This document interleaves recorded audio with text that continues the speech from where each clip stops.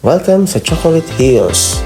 Dito pa lang sa daan, makikita mo na ang mga Chocolate Hills. At syempre, pagkarating natin, picture-picture agad. At ito naman ang entrance patungong deck view for Chocolate Hills viewing.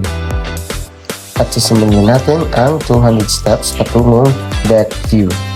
At yan pala ang ating hinakbang kanina. Ayan yung mga Chocolate Hills.